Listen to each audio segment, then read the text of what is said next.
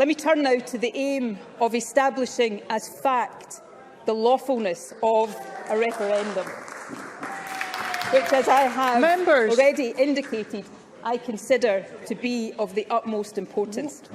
I will start with what we know already. We know that the legislative competence of the Scottish Parliament to pass this bill in the absence of a Section 30 order is contested. We know that legislative competence can only be determined judicially. And we know that for as long as there is no judicial determination, opinions will differ and doubt will continue to be cast on the lawful basis for the referendum. That benefits only those parties opposed to independence, because it allows them to avoid the substance of the independence debate. Finally, we know that if this Parliament does seek to legislate without a Section 30 order, the bill will go to court. That is inevitable.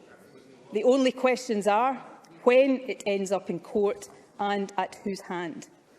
If the issue of legislative competence remains unresolved at the point of formal introduction of a bill, the UK Government will almost certainly use Section 33 of the Scotland Act to refer it to the Supreme Court after it has passed. It is also possible that one or more private individuals will lodge a judicial review of the bill. Indeed, it was reported last week that Tory supporters are already planning to do so. A challenge by private individuals could also go through successive courts and so be a very lengthy process. Either way, at the point of Parliament passing the bill, there would be no certainty about when or even if it could be implemented. A court challenge would still lie ahead, and the timetable I have set out today would quickly become difficult to deliver. And of course, between now and then, claim and counterclaim, good faith arguments and bad faith fear-mongering about so-called wildcat referendums will continue to muddy the water, cast up doubt and taint the process. Presiding Officer, that may well suit politicians opposed to independence, but none of it would be in the interest of the country, and none of it would serve democracy. The fact is, neither legal opinions nor political arguments will resolve this point.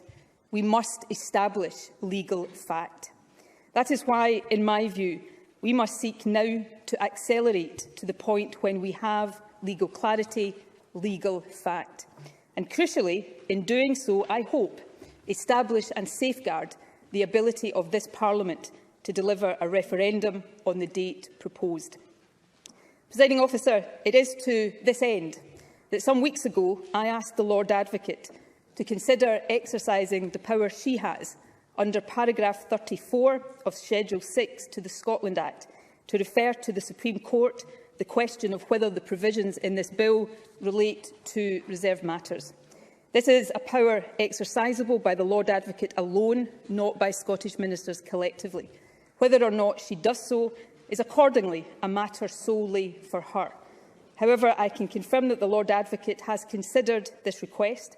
She has taken into account the following factors: this Government's democratic mandate, the constitutional significance of this issue, the fact that the bill does raise a genuine issue of law that is unresolved, and the importance of ensuring that this Government and Parliament act lawfully at all times. And she has now informed me of her decision. I can advise Parliament that the Lord Advocate has agreed to make a reference of the provisions in the bill to the Supreme Court.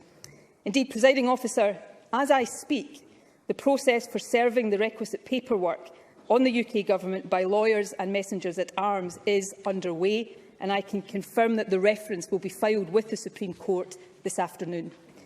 Presiding Officer, whether or not the reference is accepted, how long it takes to determine and what judgment is arrived at are, of course, all matters for the court to determine.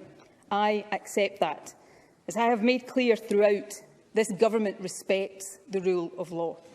However, by asking the Lord Advocate to refer the matter to the court now, rather than wait for others to do so later, we are seeking to deliver clarity and legal certainty in a timely manner and without the delay and continued doubt that others would prefer. Presiding Officer, obviously it is this Government's hope that the question in this bill, proposing a referendum that is consultative, not self-executing, and which would seek to ascertain the views of the Scottish people for or against independence, will be deemed to be within the legislative competence of this Parliament. If that outcome is secured, there will be no doubt whatsoever that the referendum is lawful. And I can confirm that the Government will then immediately introduce the bill and ask Parliament to pass it on a timescale that allows the referendum to proceed on the 19th of October next year. It is, of course, possible that the Supreme Court will decide that the Scottish Parliament does not have power to legislate even for a consultative referendum.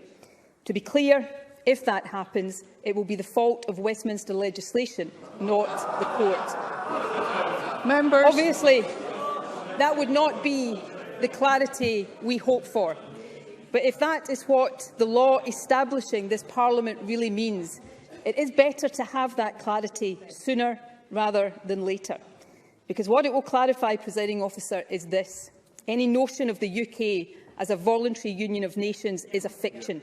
Any suggestion that the UK is a partnership of equals is false. Instead, we will be confronted with this reality. No matter how Scotland votes, regardless of what future we desire for our country, Westminster can block and overrule. Westminster will always have the final say. Presiding Officer, there would be few stronger or more powerful arguments for independence than that.